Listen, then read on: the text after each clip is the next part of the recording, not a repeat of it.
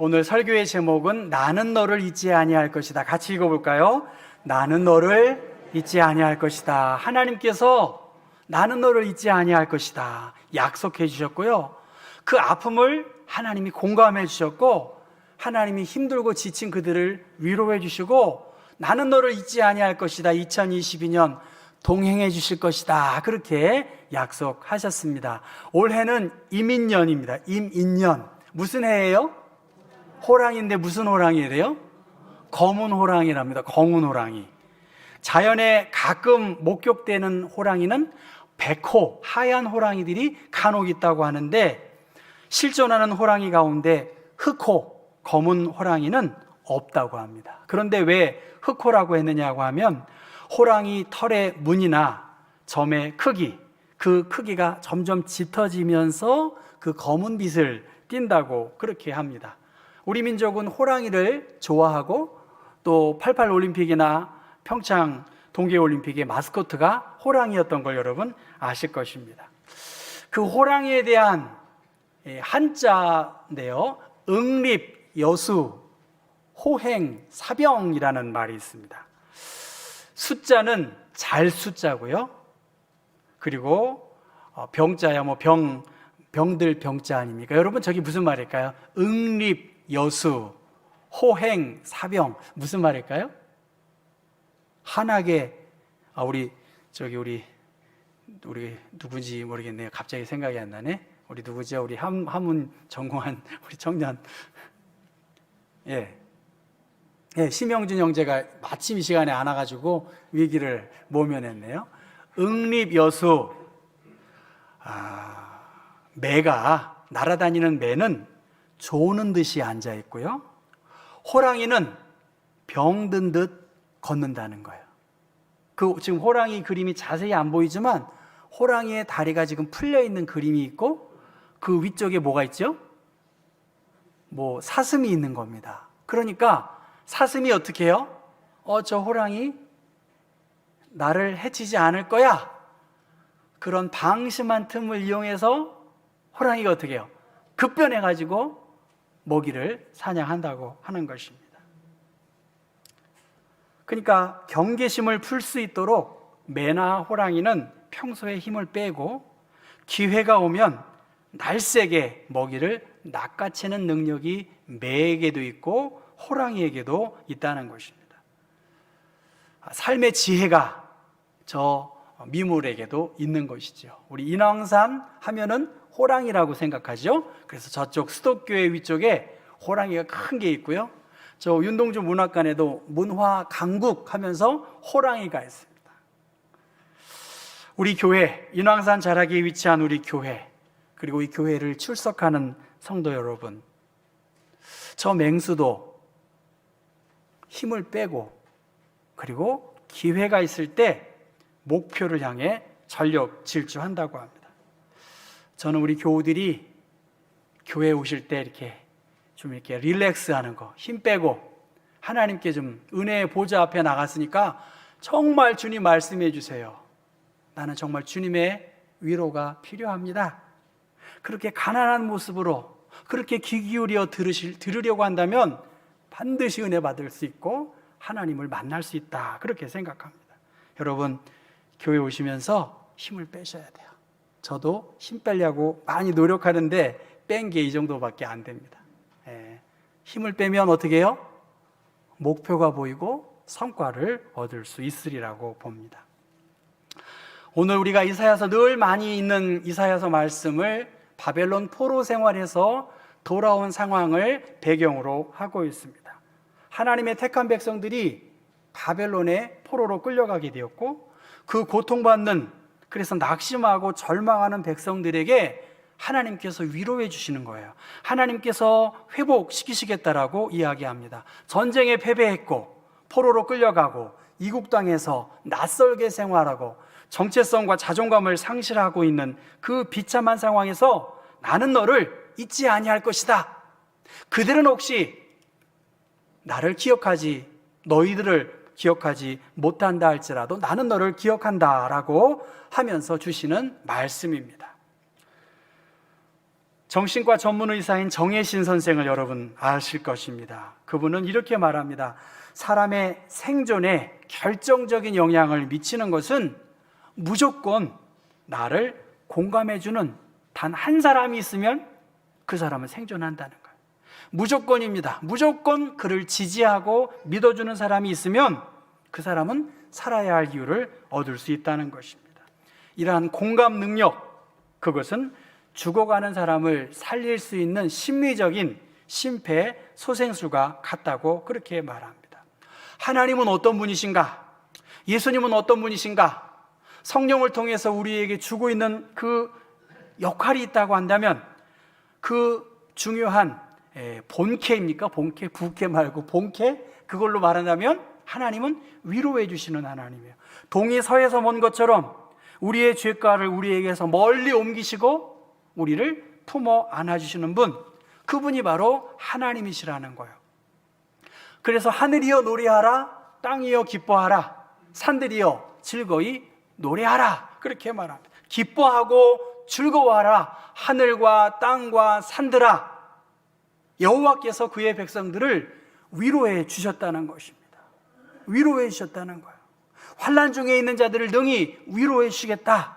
고린도후서 1장 4절에 말씀했고, 디도를 통해서 디도가 오므로 우리가 위로를 받았다, 그렇게 이야기합니다. 전에는 너희에 대하여 노했지만 이제는 진노를 돌이키고 주께서 나를 안위해 주시겠다, 위로해 주시겠다, 그리고 긍휼히 여기시겠다라고 말씀하십니다. 그러니까 위로와 긍휼은 하나님의 본 캐릭터라는 거예요.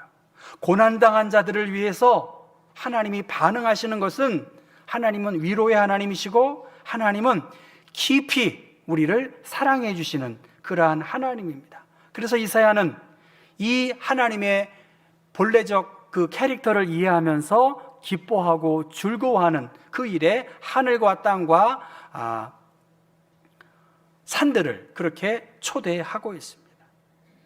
하나님께서 은혜로 주신 일들, 하나님께서 위로해 주시는 그 메시지를 생각하면서 우리는 기쁨으로 주님 앞에 나올 수 있는 것이죠. 왜냐하면 다른 아무 곳에서도 이 고난당한 사람, 이 억압받는 사람, 이 비천한 사람을 위로해 줄 것이 없기 때문에 하나님께서는 이들을 더 관심 기울인다는 것이죠.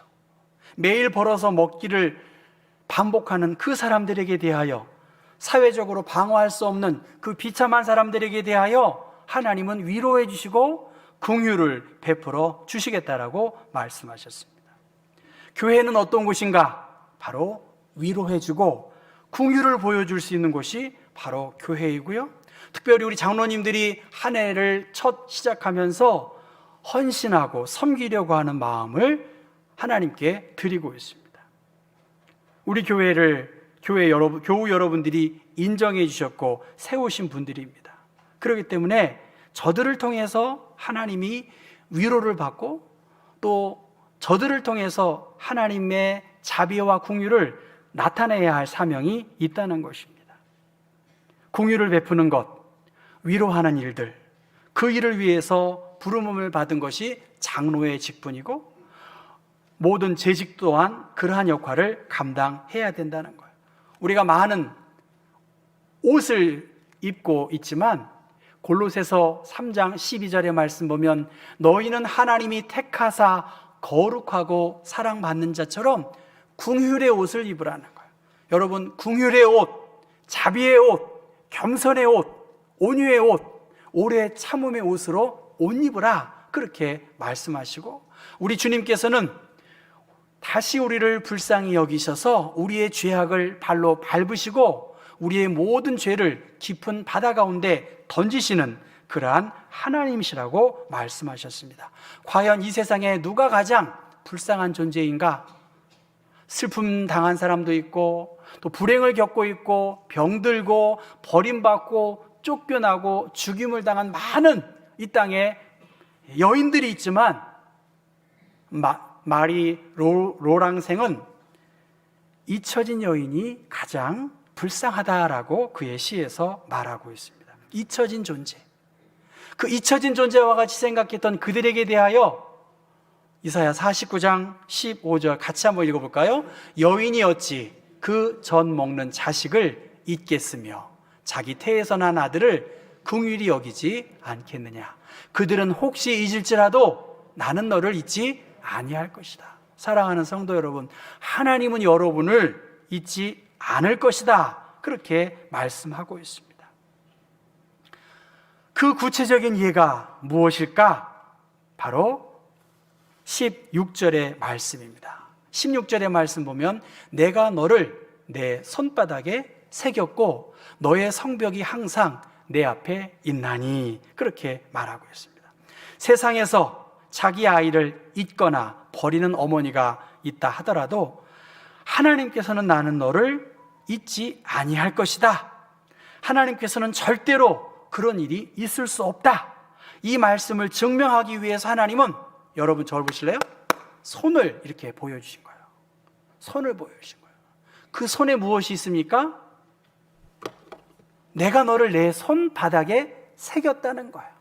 여러분, 새긴 건 뭡니까? 바위와 같은 곳에 영구적으로 글을, 표적을 조각한다는 그러한 뜻입니다.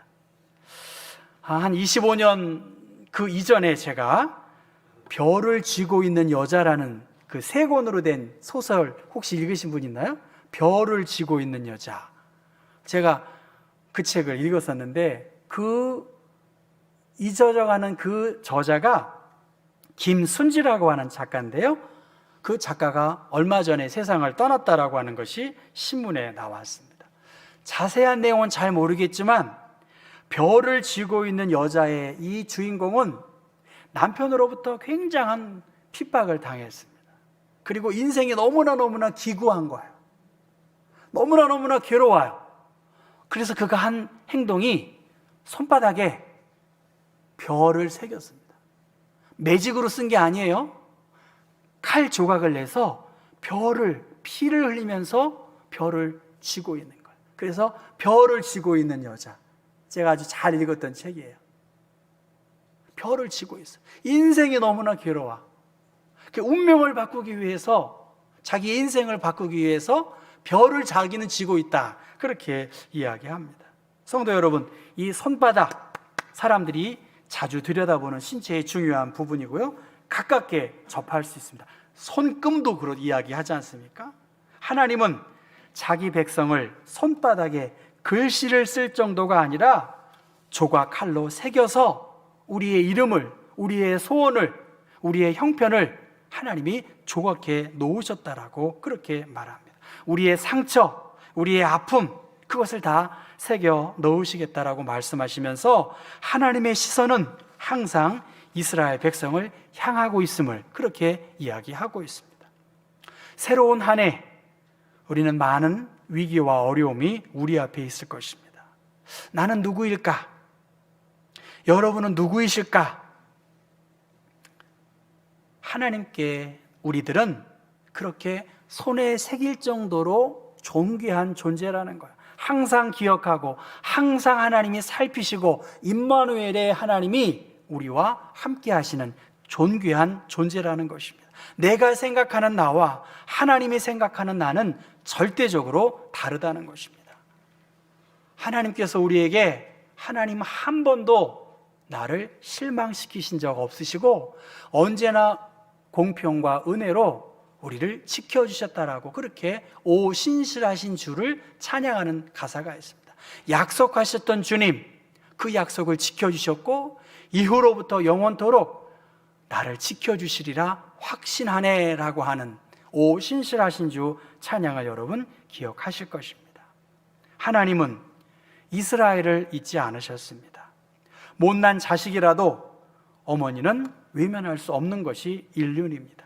하나님은 손바닥에 새겨 항상 우리를 기억하고 계시고 이 예루살렘의 멸망 때에 새 예루살렘을 건설할 계획, 회복을 위한 준비를 하고 있습니다. 그리고 그들이 바벨론 포로에서 돌아온 후에 오늘 49장 17절의 말씀 보면 내 자녀들은 빨리 걸으며 너를 헐며 너를 황폐하게 하던 자들은 너를 떠나가리라 라고 말씀하셨습니다. 하나님이 지켜주시고 하나님이 보호하셔서 악한 자들을 물리칠 것이라고 그렇게 말씀하고 있습니다. 위기가 기회라고 하는 일들을 참 많이 하고 있습니다. 그런데 여러분, 과연 지난 한 해 그리고 올 한 해 우리는 얼마나 의지를 가지고 기회를 찾으려고 애쓰고 있습니까? 위기 앞에 움츠려 들 수밖에 없고요.